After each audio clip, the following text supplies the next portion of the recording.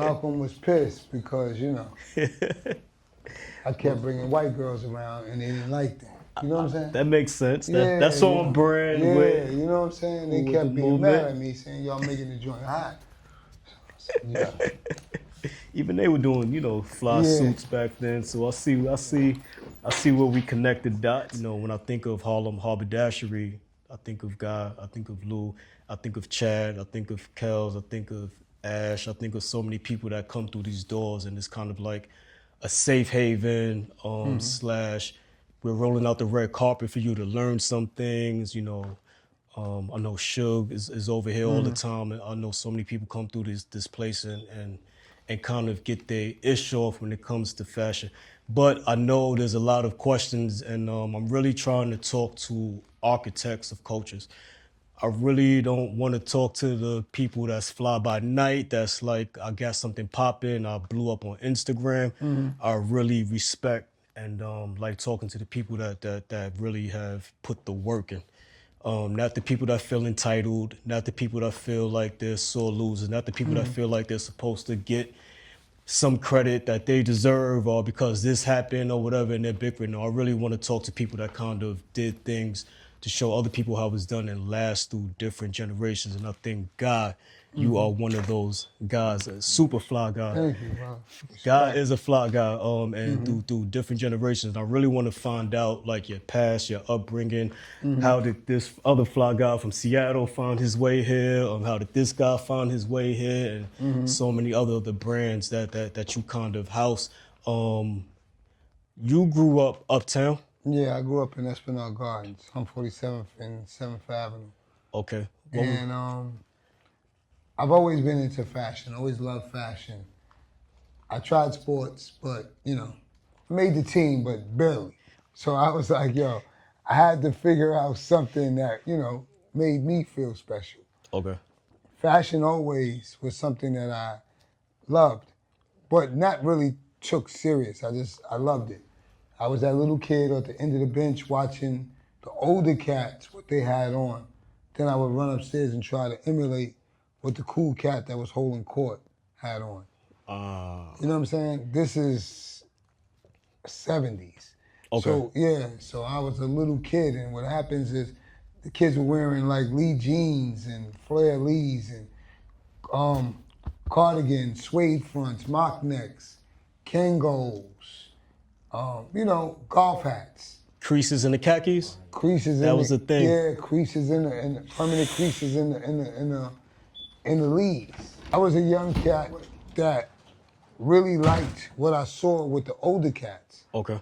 So I would emulate what the cats had. I would go get cardigan. I was a little chubby, so I could wear men's small. Okay. Okay. Mock necks, cardigans.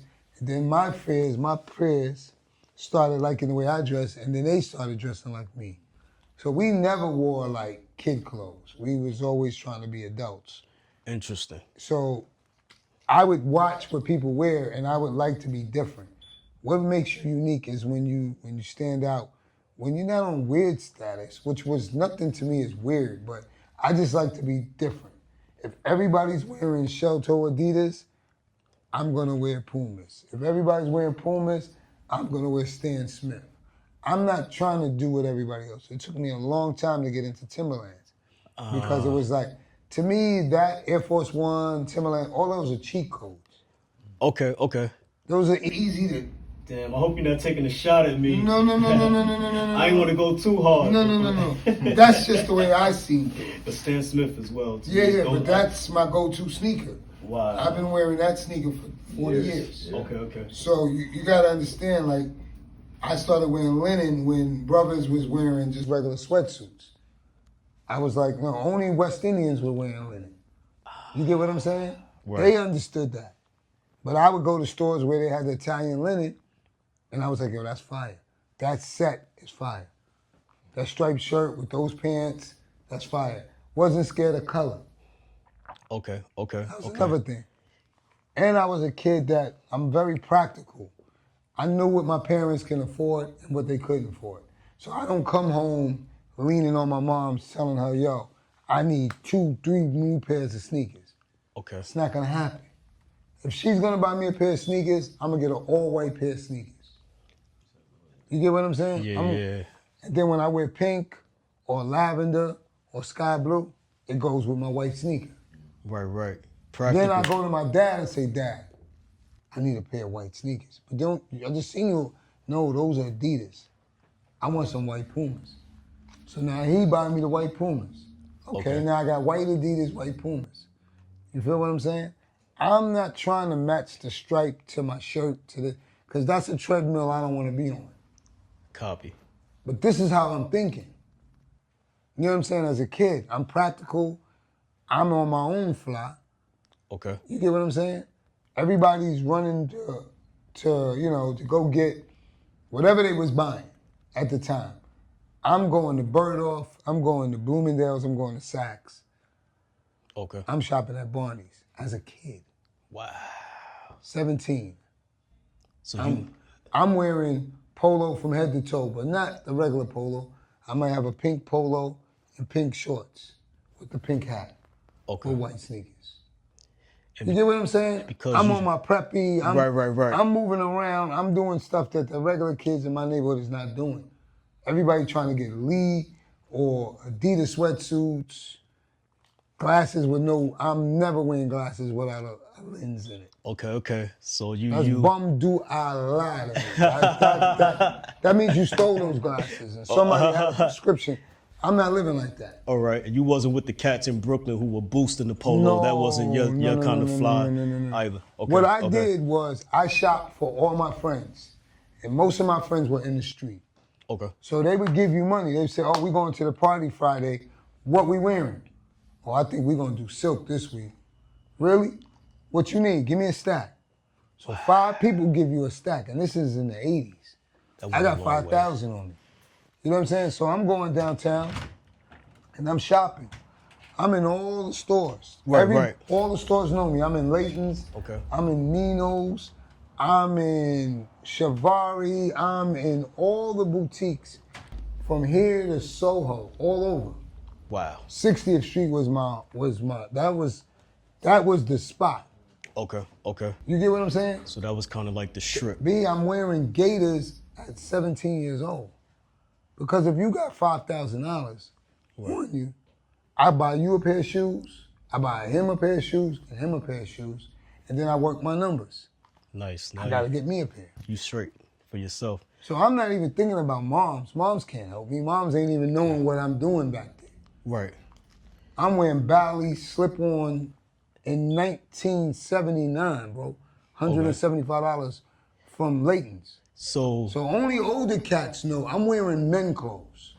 Right. As a young cat player, I am wearing men clothes. I got pictures of me in double-breasted suits and Armani. So you kind of foreseeing the future. I seen an interview with, I think it was Nokia of Drew Hill, and they said, although he was in the music when he was young, he was always dressed like a businessman. Truly. So in a sense, kind of like the generation before yours influenced you. It wasn't really the drug dealers. Well, that kind of came a little bit later. No, and it wasn't hip hop. It was them. Yeah, it was the drug dealers. Okay. Because what happens is they the only ones touching that type of money, but they don't really have the style.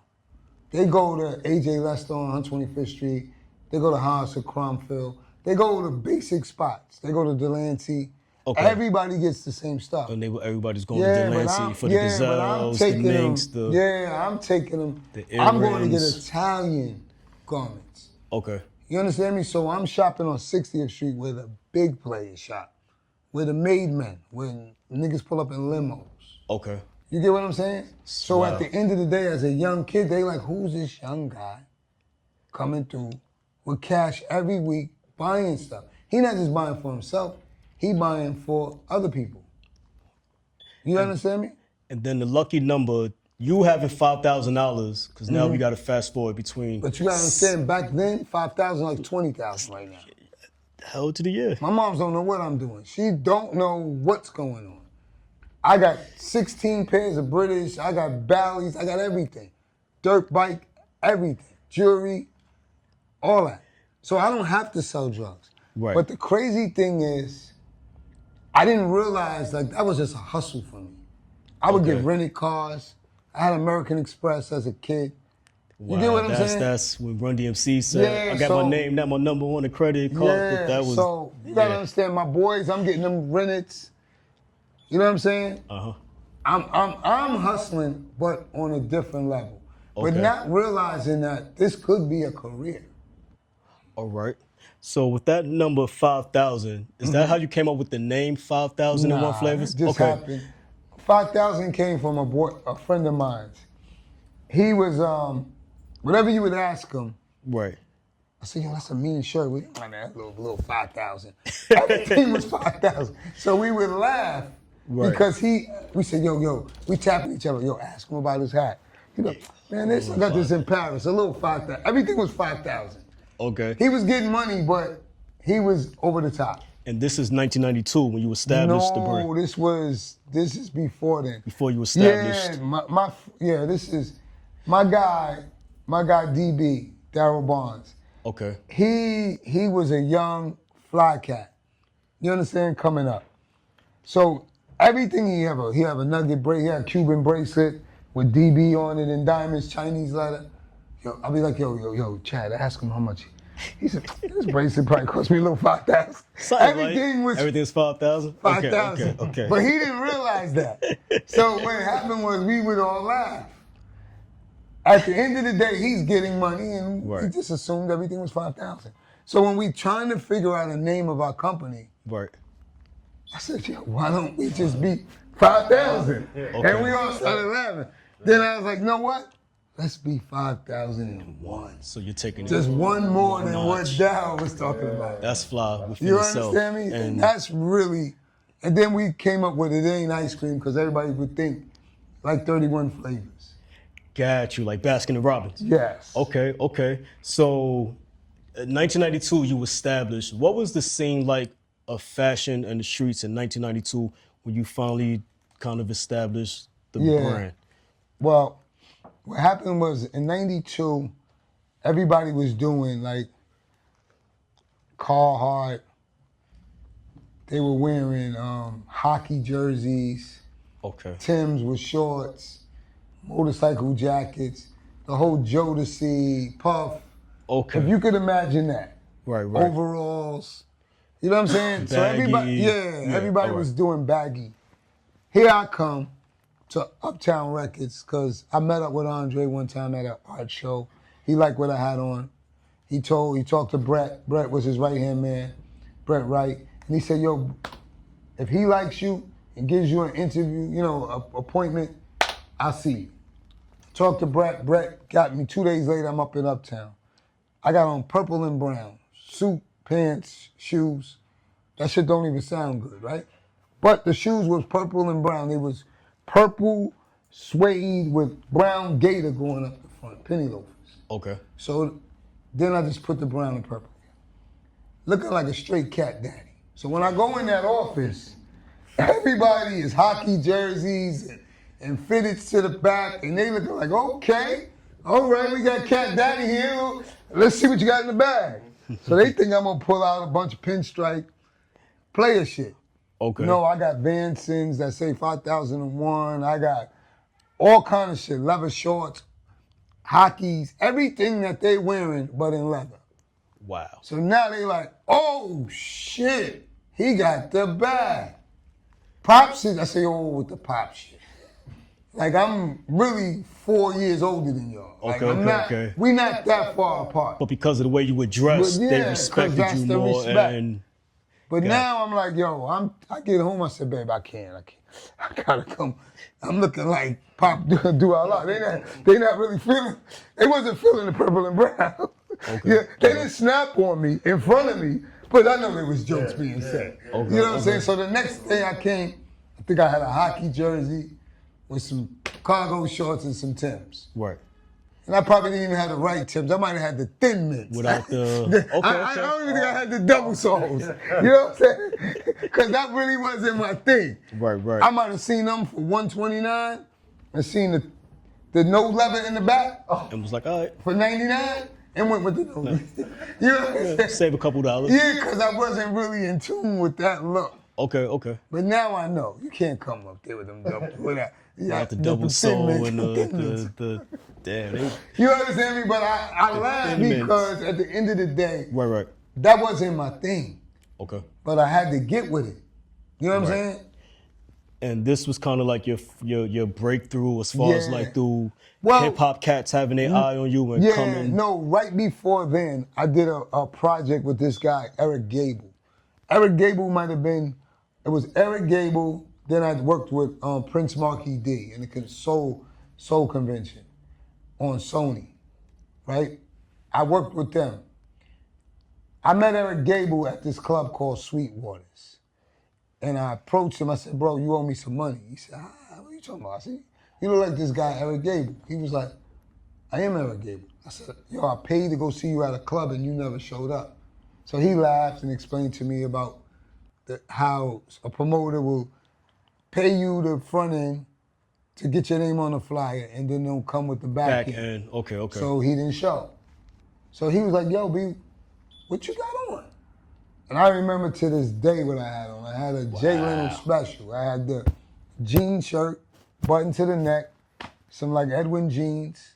I had a Pele rust in royal blue with a Mets hat. Okay. Right? So now I'm cool. I'm blended. Sporty, like. But he looked down at my feet and like, what the fuck are those? I got ostrich cowboy boots on. Different. Where you from? I'm from Harlem. You know what I'm saying? I'm proud of what I got on. Because I know my boots cost a stack. You feel what I'm saying? So he like, yo, I like how you look, bro. You could be my stylist. I said, what the fuck is a stylist? I never heard of this shit. You could be my stylist. I said, what's a stylist? He said, that's a person that you give a budget to and they shop for you. The motherfucking life. I've been styling. You've been doing that already with your for homeboys. 10 years before with my homeboys. The 5,000 budget. I thought that was a flunky run and go hustle and get some money. Like go to the store and get me a soda. Keep the change. Keep the change. Yes. But on a bigger level. So now I said, oh shit, I go home and tell my wife, I'm a stylist. She started laughing. I said, what's the stylist? She said, baby, that's a nigga they pay you to go shopping. Same shit my nigga Els was doing. Same shit I did for everybody. You get what I'm saying? All my friends. So she was like, okay. I said, yo, that's what he want me to be his stylist. He gonna bring me up to the record label. So they bought me the Epic. I did a photo shoot. They pulled me to the side. They said, we're gonna give you $1,700. And I said, damn, $1,700 for one day's work? I said, yo, that's amazing. You know what I'm saying? So, did the photo shoot. Great. They said, we want you for the video. Can we get you for $1,700? I said, why not? So now we on the photo shoot. We on the video shoot. Normally when you're on a video shoot, you bring maybe 6 outfits. You bring 10 outfits. I bought 4 racks. If y'all look behind me, y'all know what racks are. So 4 of those things. I bought 4 racks full of Iceberg, Terry Mugler, Giorgio Armani, Hugo Boss, all top level shit. Now, if you remember '92, that's like what Eddie Murphy was wearing in Boomerang. Okay. Those blazers without the lapels. All that shit was like $2,000, $4,000. I put my American Express down. They let me pull $20-something thousand worth of clothes. I was about to ask that. So you were actually pulling. You build your relationships. And then I was, my cards on file. Because I've already shopped in these stores. I've been buying for years. So everybody knew me. They think I sell drugs. I don't sell drugs. Wow. Because I've always come in with cash. And I got American Express. So they know whatever I'm doing, I'm legit. Legit. Credit good. Yeah. Okay. So now we do the photo shoot, and the label head of the label pulled me to the side and said, "We can't give you $1,700." I said, "What you mean?" They said, "Nah, you're worth more than that. We're gonna give you $3,500." Wow. I said, "God damn!" I quit my job that next day. I said, "Fuck this shit." That was bigger than a tax return for me at the time. I mean, that's the biggest money I would see at the end of the year as a tax return. Where were you working at? Off-track betting. Okay, all right. So I would work 4 hours a day. I would make maybe 10 to 12 hours, $12 an hour. You know what I'm saying? People didn't even know I had a job because I would just disappear for 4 hours. Okay. Like you was good. They wouldn't know. They'd be like, where you at? I'm downtown. Oh, They don't know man. I got a job. You feel what I'm saying? I got a car, I got a job, I'm trying to do the right thing, but the streets keep pulling at me, but I don't want to go to jail, so I'm not going to do nothing to jeopardize my freedom. Right. Probably get one more. So that was your first job. So this was Epic that fronted the budget for working Right. with Gabe? Eric Gable. Eric Gable. And He's a then pastor now. second, I just found him on Facebook. He's a pastor. so then the second thing is Uptown Record Squad. Oh, yeah. That's So when this it is really, Jodeci, Puff, Puff, Father Mary MC, J, Heavy D. Yeah, Okay, then Biggie. okay, and then Biggie. And that's why I brought this shirt, because I wanted to get Yeah. to Oh, that. But see, we go can on. talk for 4 hours. I'm gonna try to make it less It's than one. 40 years of fashion. Amazing. And hip hop ain't even 52 years old. Yeah, B. Biggie, was he the first one to actually wear something that had your logo on it? Or that people recognize, like this is 5,001 Yeah. flavors? Did I that- think Have was the first. Okay, and so I have a question Mm-hmm. based off of, because I knew about Hev, I knew about Biggie, and of course, Fat Joe kind Right. of was. So at this point, does it look like you're the guy to go to for bigger Yes. guys to Yes. come and get fly? Yes, because that was my target audience. Okay, now That explain. was my target audience. When I came into the business, I said I'm gonna help all my brothers that are overweight, that need help, because I stayed fly and I was overweight. Okay, So I was like, yo, that's why I met Prince Marky D. Then from Prince Marky D, I went to Heavy D. Then I went to 8 Ball MJG. I did everybody who was really needed help. You know what I'm saying? And then when Uptown brought me up there, I did Jodeci, I did some things for Mary, I did Father MC, I did Little Sean, I did you get what I'm saying? I did everybody that was on their roster. So now Puff gets fired and he's starting Bad Boy. He was like, yo, I want what you did for Have. Because if you realize that I did the Nothing But Love, that was my first project with Have. okay. He had the leather peacoat, Versace, buttons, black leather pants. When Puff saw that for Have, he said, I need that for my artists. And I said, all right. He let me hear the music. I said, well, we can't just start him right there. It's be unbelievable. We got to slow walk him. Okay, so he can't That's- start super Yeah, duper that's fly. why. Yeah, when you see Juicy, he's regular. Gotcha. He got a jersey, he got denim shit on. Right. I think he might have one leather jacket. Okay. I said, Pop, we can't go. We're going to get him there. But we don't want to just come out. Because it's not believable. Who is this guy? You know what I'm saying? Let's slow walk him. He's the Don already. Yeah, he agreed. I do Rick Ross. So at the end of the day, when you say that, Rick Ross came out saying pause, pause, pause, pause. Right. You feel what I'm saying? I believe, and I always say this, music is like wrestling. Everybody got to pick a character. Either you sexy, you a thug, you the ladies man, you know what I'm saying? Okay. You got to pick a lane. So Biggie was a cool kid that was the Don.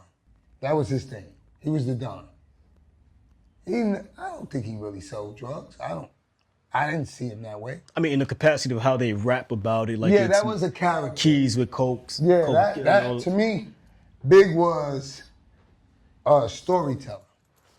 So he's a guy that could spit a rap and you could visually see it in your mind.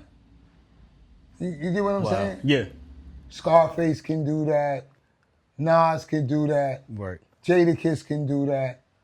You understand me? It's a few that could really spit rhymes that it's like a movie. You see it. Playing in your head. Yeah. Yeah. So he's a great storyteller. Now, did he live all these stories? I don't think so. But it sounded good. He knew how to over the beat. Right. And then I'm saying whatever you rap about, we gotta look what you're rapping about. Wow. If you're the Don, let's be the Don. Okay. That's where the Salmon Gators and all the Detroit player. We also looking at all the stuff that we doing. We looking at the shoes. When we go buy the shoes, how many you got in size 15? Well, I got this color, that color, this color. Biggie be like, I want them all. But I'm going to get these 3 this week, and next week I get the other 3. So we already know what the outfits are going to be because we start from the shoes. Okay. You get what I'm saying? You go around. After a while, there was no more Puff. It was me and Big. Because he knew, Puff knew that he got it, I got him, and we're going to do what we got to do. Right. And So you understood exactly what it took to get I together. understood exactly. Wow. He knew I had the Cat Daddy. So once he did the Cool G, he did the Kango, I didn't put him in that. That was his thing. Maybe Groove put him in that. Okay. You know what I'm saying? Because Groovy Lou was part of this too. It wasn't just me. I would work with him closely, him and C's. Right. So, you know what I'm saying? Or the Junior Mafia, when he came off the helicopter. Okay. You know what I'm saying? With the girls and the Junior Mafia. That's my first that was their photo shoot. When I made all of them like polo windbreakers in leather, all the different colors. And then Big came with the red Pico. But before that, Hev had it. Okay. Hev was my muse. When they saw Hev with it, everybody was like, oh, I don't have to explain no more. Because they seen Hev in it. I took Hev to a different level. So they're sold on that idea. Yeah. Speaking of, so Big Pun as well? Oh, yeah. The yellow. Yeah, Big Pun, Fat Joe. Yes. You know what I'm saying? Those are my guys. So you kind of had the target audience already, but did this kind of attract other rappers as well? Much more slim and like the Nas's. Yeah, that Nas. Once the stylist saw what I can do. Right. Because now I could bring everybody's dreams to fruition. Okay. You get what I'm saying? So now when you working with a stylist and the stylist said, oh, I wanna put him in this. Right. She knows she can call me and I got it. So that makes me more accessible to everybody. Okay. So it's not like I knew all these people at one time. No, I work with stylists. So if this stylist has 10 different acts, well, I work with the label head. Right. You understand me? When D and Wah was putting the Rough Riders together, they were like, yo, you're gonna do DMX, you're gonna do Jen, you're gonna do Eve, you're gonna do everybody. You're gonna do the locks. So that's how it goes. And you went from stylist to designer at this point. Yeah. Slash stylist, because you style too. I know there's a difference in but some. I really backed off the styling because I'm in competition with my peoples. Like if you style 10 artists, right. Why would I want to fight you for that job? When you could just do something. When I could fall back, you get the job. And I'm coming to you anyway. Come to me anyway. Makes sense. You understand? It's business. And then. Because what happens is if we both competing for that job, now you feeling away like, yo, man, this dude here. Everywhere I go, they keep saying his name. And I can't get no money.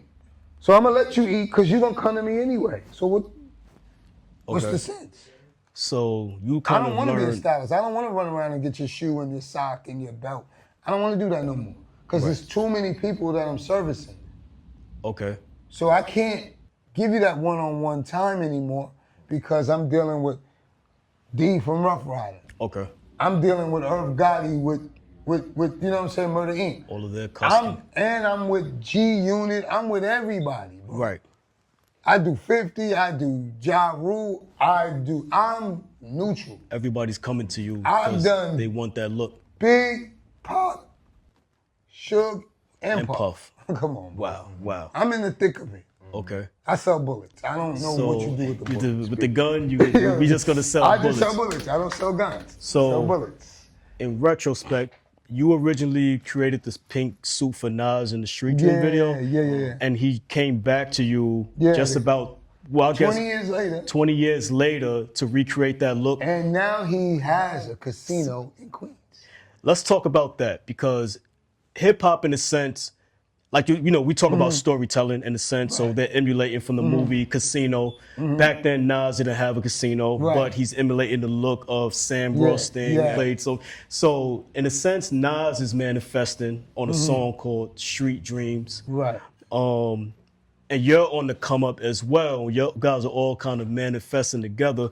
In a sense, you don't think it's a coincidence that this guy has a casino now, No, that he's no, actually no, living, in a sense, in the vein of Sam Rothstein? How are you a part of that story? I mean, and how do you believe it? How do you use your faith in believing like these cats are gonna be somebody bigger than who they are? Because I know you wasn't just taking the money. It seems like you're passionate about. When you're an entrepreneur, and Ross said this the other day, you're delusional. I hear You that a understand lot. me? Yeah. You crazy delusional. You could be sitting there eating popcorn, sharing popcorn with your boy Sam B. Next week when we go get them motherfucking Cullinans, We getting them colors. we getting them Cullinans, B. You know what I'm saying? And you can go from the corner to Wall Street, to Broad Street, to B. And if you catch a lick or catch a song or whatever, I've watched it. I've watched Ross come here and be humble. Now I see him talking shit with the plane, the boats, the yacht. It all can happen. You just gotta believe. So when Nas comes back to you 20 years later, is there something different in the process, in the fabric? Is it much more expensive to recreate this look? Are people wearing different materials? Yeah, the fabric is different. It's a little more expensive. Everybody's time is more expensive. Right. What Nas would have charged for a show 20 years ago, he's not charging. Yesterday's price is not. Yeah. So we all respect each other's craft and what we do. Now, I'm not crazy with it, but I do charge. Right. You understand me? One thing I've always said is, you just gotta be a believer, bro. I started because somebody looked at my shirt.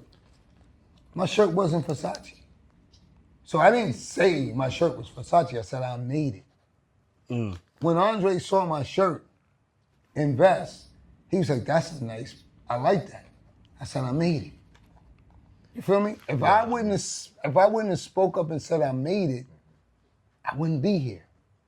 Like, everything gotta be aligned. You get what I'm saying? Wow. So the man upstairs already has a path for you. You just gotta follow it. Now you could go to the left, you know what I'm saying, and veer off, or you could just keep going in your path. Right. When my friends laughed at me when I told them I'm gonna sell clothes, they was like, sell clothes, man, you bugging. You know how much money we get? Well, that's great for you guys. You understand me? Right. They said, why you always talk like that? I said, bro, you're going to jail, bro. You bugging. Like, there's no way we not gonna go to jail. You're gonna keep doing this. Like, you understand me? Right.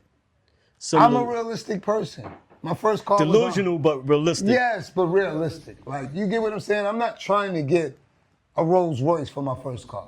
You got some people that want a Rolls Royce for their first car. I don't think that I deserve a Rolls Royce for my first car, because there's steps to get to a Rolls Royce. Right. You get what I'm saying? You want to work towards You it. have to work. I want a Honda. So when I get my Rolls Royce, I really know what it was to have a Rolls Royce, because I remember when I had the Honda. Wow. You understand me? Yeah. My wife been with me when I'm driving my mother's car and I ain't had no brakes. And she lived in Yonkers. It's all hills. I said, B, I can't stop. She's like, what do you mean? We gonna go right through this stop sign, baby. You on Nepperhan? Yes. Yo, man, we flying through it. Her mother said, get me out of this car. I said, you said you want to go to Broadway. You get what I'm saying? Let me take I told you you I ain't got no brakes. Let me take you to South Broadway. Come on, she's like, you got on silk and you got no brakes? No. Man. Man, you know what it is. So, you know what it is? So speaking of Harlem, and we're gonna fast. How did you? And I know we might need Lou for this to chime in. He's missing out his. But Harlem Haberdashery. Yeah. How do we make it here to this establishment? Well, Harlem Haberdashery is the retail experience of 5001 Flavors. 5001 Flavors is the custom department of Harlem Haberdashery. So what happens is people could walk into Harlem Haberdashery, pick up a shirt, a pair of pants, and leave. You got some people that's sitting here waiting for 5001 and they gotta wait for their stuff because it's made for them. Right. You understand me? Tailored. Tailored. So you can't really rush that. You know what I'm saying? So some people don't have patience for that. You understand me? Right. But once you get it, you're like, there's nothing like it. Right. Because this was made for me. I picked the fabric, I picked this, I picked that. I did exactly what I wanted to do. But it's a process. Right. You know what I'm saying? Okay. It's not for everybody. 1000%. Yeah. And I feel like I'm about to be 40, but I feel like I've been slim forever. So I was always after the baggy era kind of played its way out of me getting my older brother's clothes, and I really was trying to come into myself. I was real self-conscious about, Ralph Lauren, instead of this white tee, they got the slim version. Cool. You know what I'm saying? Like, so what's the importance of really having clothes that fit you and make you feel like you're becoming the person you're supposed to be? Well, clothes is an extension of your inner being, the inner person. You could wear a scarf like you in San Tropez, but I'm here in Lenox Avenue. You understand me? That's just how I feel. You know what I'm saying? Okay. That's just how I feel. If you want to feel like you if you want to feel like you in San Tropez today, right. that's what you do. You throw your scarf on. Okay. You understand me? So the point is, it's an extension of how you feel. Okay. So I'm like, yo, sometimes you want to feel corporate. Sometimes you want to feel regular. You throw on a white t-shirt. You understand me? Right. But at the end of the day, it's just an extension of your personality, of who you want to be. Okay. You understand me? And what you want to represent, what you show in the world. Because the first thing I see when I see a person is their clothing. Right. And it's funny because, some women say I look at shoes. If the man got on bullshit shoes, I'm not fucking with him. Right. That's some women. My wife said that. She said, look at his shoes. He worked too hard. That nigga didn't get no money. That nigga walked the street, he might be a salesman. Honest, but Yeah, but that's and how it's funny. Some women look at teeth. If your teeth is jacked up, she's not messing with you. She's not messing with you. And although we're kind of all from the street, I don't think any of us came from like an expensive, even D, somebody who's still kind of, he taught me from the young, because we were talking about manicures earlier, like, okay, Jay, I like your, people looking at you, no matter how street you can be, we always kind of want to be presentable. And I feel like even when my parents were alive, and there were things that I kind of, like the crease slacks, there were things that they taught me, and I was like, yo, this has to be like that, and when I'm gonna get money, I'm gonna do it like this, and stuff like that. So generation you kind of built here at Harlem Haberdashery, like you guys are kind of like forming like Avengers. I might get some stuff from Kells and also Iconic Ash. How are you choosing these people? Are they coming to you and you're like, this is a great fit, or you see the vision? What happens is, I'm always have my eye open for young talent. Okay. And people gravitate towards me, and I'm not a person that will shun you or not listen to you. You know what I'm saying? Right. Or if I can't do nothing but give you advice, that's what I'll do. And that's gold? Yeah. That's gold. Because I didn't have that. I had to learn. I'm just a quick person. I pick up, I don't, I'll sit there and listen. If I don't know what you're talking about, I'm just listening. I'm not going to interject. I might ask you, what do you mean by that? Okay. You feel what I'm saying? I'm not going to sit there and not know what you're talking about. I want to know what you're talking about so that I can go and teach my peoples. So that's what happens, bro. I listen. When I go in a fabric store, I never went to fashion school. I'll ask them, what kind of fabric is this? They say, oh, this is houndstooth. It's 80% silk and 20% wool. Wow. So I touch it, I say, oh yeah, okay, all right, I got you. I feel it. Oh, this is cashmere. Wow. Like I tease the fabric dudes. I say cashmere with a C or a K. And they know what I mean, because some shit be rabbit hair, and they be trying to pass it off as cashmere. Something that it is. I said, this ain't cashmere, bro. This is with a K. Wow. So they start laughing. But I've been doing this so long that I touch fabric and I know what it is. You know what I'm saying? They the can't weight. Get over on you. Yeah. Right. You know what I'm saying? So the point is, I didn't learn this at school. I learned this on the job. Just keep asking questions. What's this fabric called? Oh, that's silk Cipriani. Okay, all right, now I know. Okay. You know what I'm saying? I know what that is. So now when I go in the store, I say, oh, what colors you have in Cipriani? You understand me? So that's the whole science. You gotta know what you're talking about. You gotta learn your craft. Okay. People ask you, is that suit canvas or is that fused? You gotta know.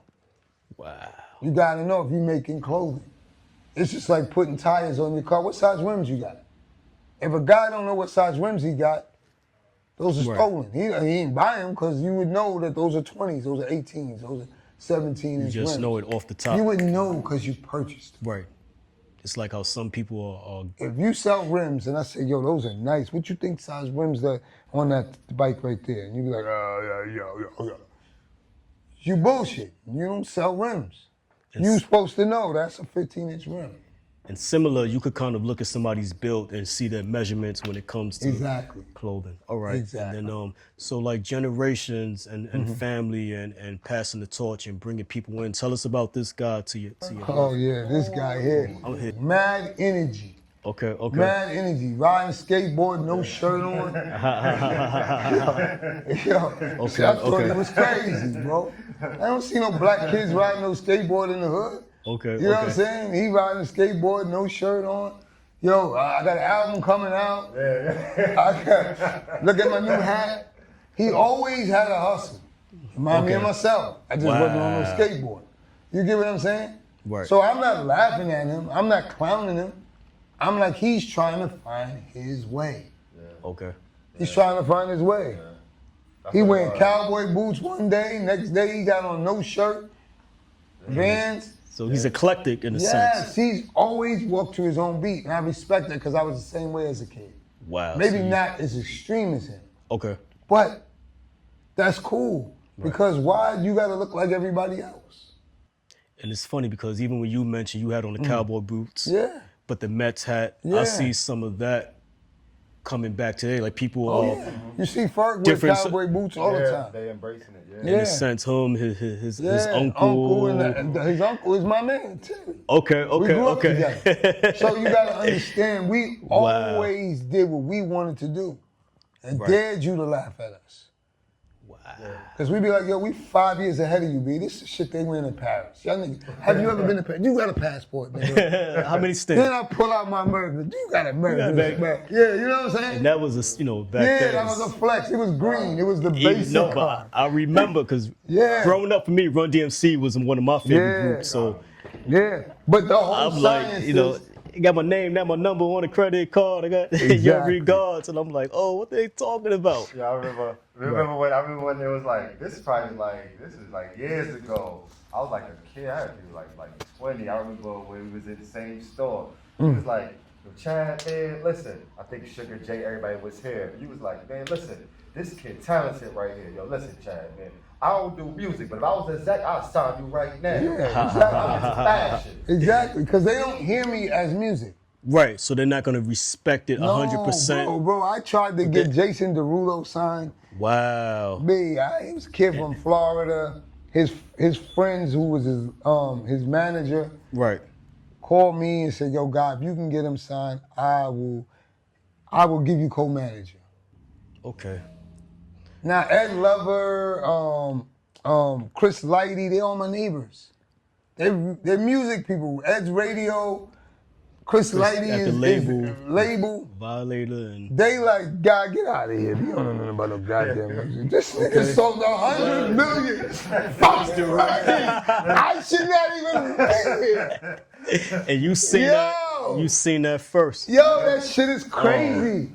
So the whole science is like, no disrespect to them brothers, but the whole science is. You seen it? They like, yeah, I seen it. The sprinters. Yeah. The first one with the sprinters. Yes. Like when the sprinters first came out, you got the sprinter early. Yes, but the whole science is a lot of times certain things are not for you. And I'm not gonna say they gatekeeped or whatever, because I'm good. But I could have been better.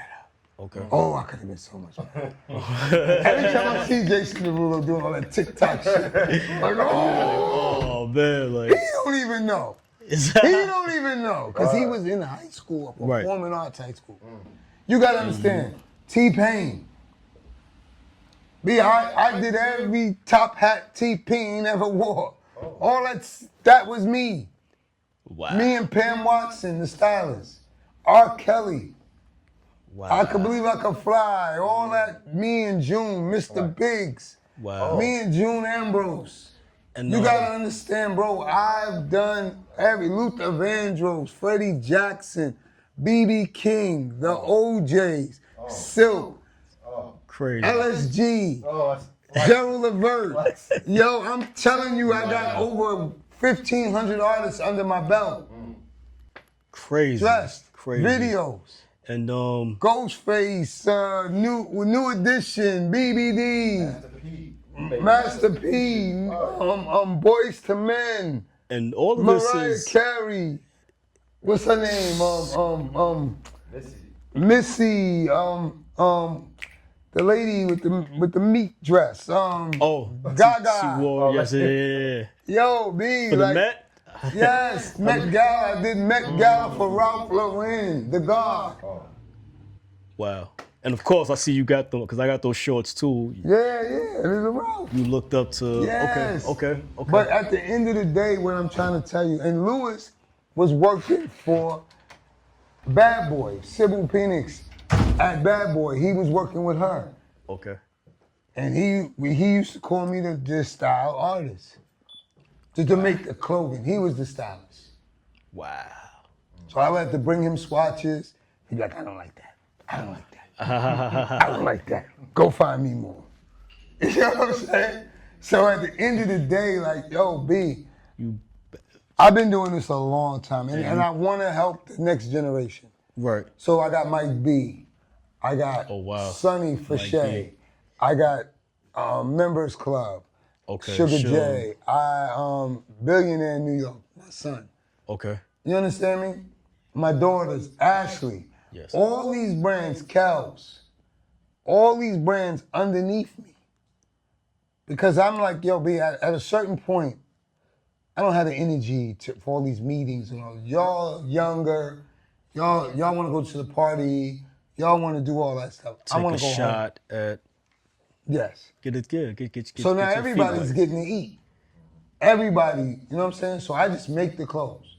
Wow. I put their label in it. I don't care about my label. I put their label in it. You understand me? Because So I do private labels. it's certified. I've always moved and grooved through this business. That's why I have longevity. Because if I get cold or lukewarm or whatever, the next guy's hot. The young person is hot. Right. So I'm still hot because they're hot. And they're always coming back They're always and coming back. giving their props to you and Yep. tipping off their hat. And of course, I'm pretty sure everybody's giving you the big thank you for so many opportunities. And I don't ask for nothing. I'm not in the picture. I'm not hugging you saying, right. I made this. I'm not coming to your party trying to be flyer than you. I'm not even there. I'm a ghost. Right. So I'm not posting your picture of you in your suit until you post or you send it to me. Wow. So you won't see your post on Instagram or before. Right. It's on the actual person and stuff like that. And I guess one of the biggest alley-oops, as we would call it, because you referenced it earlier, and I know Ashley was involved with that, styling Nipsey. Yeah. Did you style Khaled as well for that video? Yeah, what happened was they were stylists on the job. It was Terrellish. Okay. Yeah, Terrellish is my boy. Yeah. He was doing Khaled, and Groove was doing Nipsey, and Ashley was doing Nipsey with Groove. So what happened was they come to me with the concept, I find the fabric, we make the clothes. Okay. So it's always been like that. You know what I'm saying? I always work with the stylist because it's just easier. I'm not at the record label anymore meeting up with the artists. I'm not having meetings. When they come back, they saying, "Guy, this is what they want." Yeah. Yeah. They They had the want a blue shirt. reference. They want this. Here's out of all the swatches you gave us, they want this and this. Okay. You get what I'm saying? Right. So that's the whole beauty of it. The beauty of Nipsey and Groove are the same size. Wow. So that, you know, they're Yeah. both lanky. Lanky, slim. Homeboy was a straight banger. California, high socks, Right. corduroy slippers, Dickie shorts when I met him. That's his style. That from was his style. culture. Groove got with him. 10 minutes later, he got on velvet slippers, Dickie shorts. Okay. And a Still a silk little shirt. bit, but now it's a little bit more cleaner, but it still Yes. represents.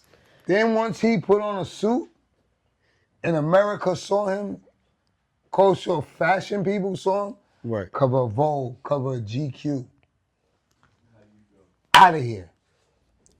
You get what I'm saying? This happened Right. in a matter of 2 weeks. Wow. So, in reference to that, I once heard Rick Ross said in a rhyme, he said, I lost some weight and now designers want to get to know me. Yeah, Do you that's the think truth. like the fashion world caters more towards the slim guys? Oh yeah. Or That's why I was being so successful, because anybody that was past a certain weight or size, Right. they was not thinking about them. Okay. You know what I'm saying? Can we stop for a minute and have Guy please? Huh. Yes, 1000%. Well, Do you think fashion at a point was kind of cruel to bigger yeah. people or Oh. didn't cater to them? Yeah, truly, and that was a spot for me to hit the floor running. They left a void. They didn't think that anybody a certain size would look good in their clothing. Okay. So all these designer brands were not making 4X and 5X clothes. Or if they were making 4X, it was a market for me. I was never complaining about it because I'm the guy that can make you that. Right. You feel what I'm saying? So it was a lane for me. So it's crazy because the first time I ever seen the big and tall section was in like Dr. J's. Right. And you saw how that looked. Crazy. Now I see it in the polo section of like a Yeah. Macy's Yeah. or something like that. Because what they realize is that most Americans are oversized. Right. So you get what I'm saying? So if you're gonna make a shirt that's a medium, that's not gonna fit our demographic. And everybody knows we spend the most money. So that they trying to get to that market. It took them years to realize that. But at the end of the day, the athlete, Right. the football, the baseball, the basketball player, they all huge. They can't fit that stuff. Now they chasing after them. Okay. You know what I'm saying? They chasing after them. More than ever. Yeah, more than ever. Before they didn't even respect us. They didn't want to see us in their clothes. So it cheapens their clothing. Right. So in a sense, you kind of opened up a lane that wasn't even thought of or available. True, You're true. innovative. You pioneered. Yeah, I've You know, always, because not to cut you off, no. I've always found a lane for myself. Right. Always. I'm a thinker. I'm very observant. I sit there and I look. When everybody was wearing white tees down to their knees, Soldier Boy, I said, oh man, I gotta figure this out. I'm gonna be out of business.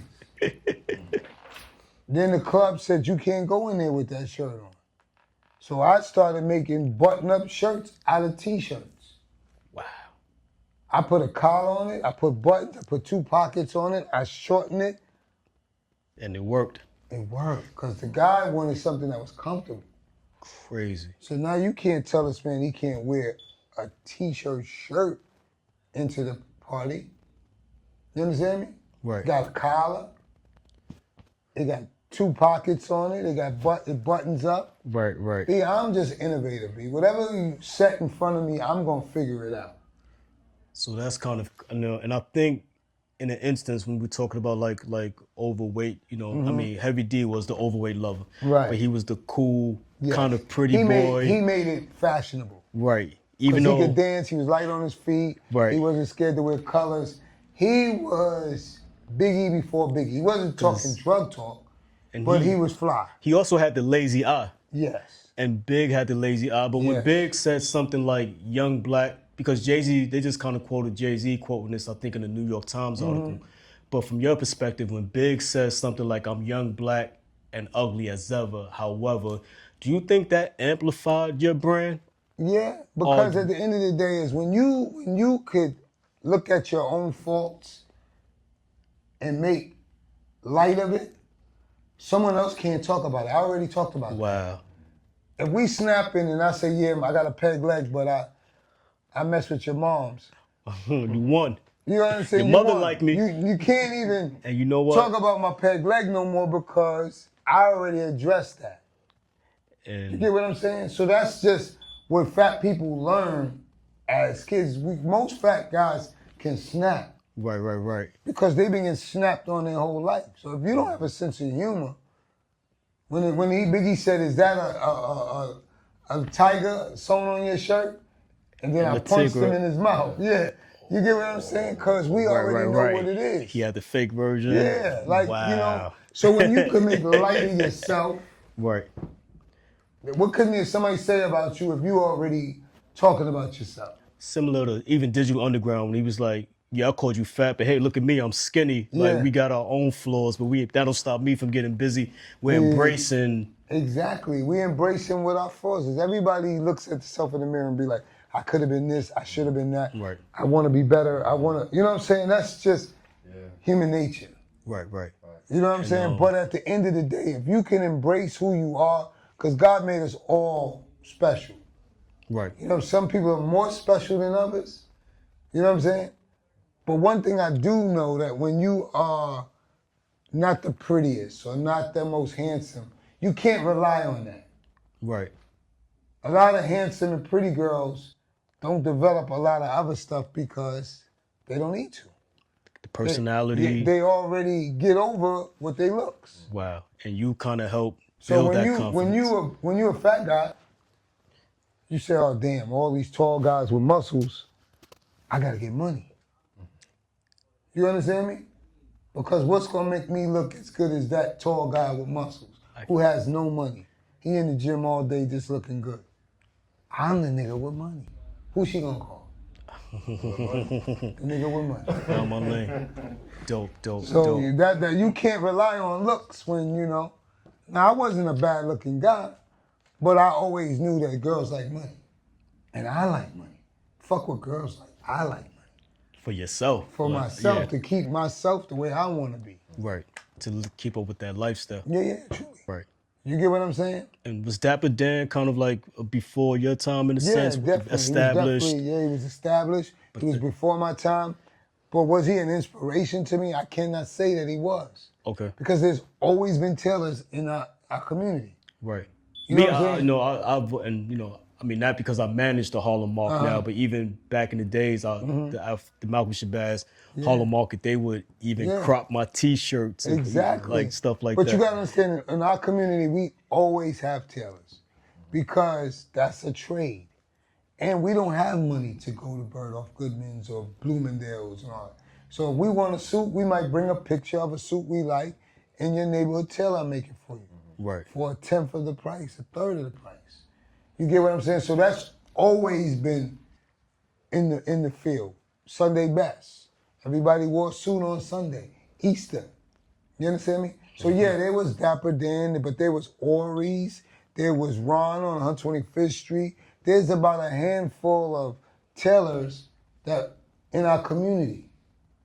You understand me? Right. So yeah, that was the man. That was the upscale designer. Right. What's And called? Logomania. Yeah, Logomania. But what I also saw was all the problems he was having. Right. And me as a businessman, I'm like, nah, I'm not gonna copy someone else's logo because that's trademark Infringement. Okay. So what I'm gonna do is create my own logo. Nice. You understand me? I'm not gonna have no problems with pumping my own shit. Why would you want to pump somebody else's stuff? You understand me? And that's how we get 5,001 One flavors yeah. and Harlem Haberdashery. But that's because I'm a thinker. Yes, he's an innovator. He is the godfather of tailoring. But what I do know is he caught a lot of problems that I never caught. Okay. And when people come to me and say, I want the Gucci Louis, I say, go over there. That's where they do that at. You understand? No disrespect. Right. But that's not what I do. And it's kind of cool that, because you mentioned this earlier, you know, you let other young designers come through these doors. It's kind of cool that you learned from his mistakes. So in a sense, yeah, but he kind of crawled so you could walk as Yes, well without yes. even knowing it in a Yeah, sense. truly. But truly. you- But that's what you got to do. If that guy ran that alley and got caught by the police, I'm not going that alley. I'm not running down that alley. You understand me? That's just common sense. Right. You understand me? So that's, and I've told him to his face, you should have designed Dapper Dan. We would have wore your shit. Instead of GG, Right. you would have DD. did DD. You know, He's trying to do it now, it's but grateful because they came back from it. Now Puma, hey, let's do the. And, yeah. But you Yeah, were yeah. you were on to something. You were Yeah, on to yeah. something. Yo, Right. but the whole science is, you just got to be smart. And I realize that this is not a hustle, that this is a career. Do you have any last words for the people that's watching? Any gems you could drop for people who are entering lanes that may not be creative yet, or they're daring to be different? Yo, don't be scared to do what you want to do. Don't be that person that had a dream but didn't go after it because their mate or their family member tell them, they ain't gonna work. Somebody already made custom clothing. There's already a tailor there's a million tailors. Beautiful. Well, and we're gonna end with that. You know, we come to a conclusion in conversation with Donjai. We got Guy Wood, founder, 5001 Flavors at Harlem Haberdashery. Thanks again. Much love. Respect. And my sidekick over there. Chad Cole Bay. Yeah, Chad Cole And Bay. Lou is running around Lou somewhere. is running around But we good. Seattle. We're gonna we Seattle. God bless. Bless you, Oh, bro. man, Bro, so I don't want to hear another interview. I want my Word. jacket. God, I want my jacket. You showing your date That's with all you good. in? we good.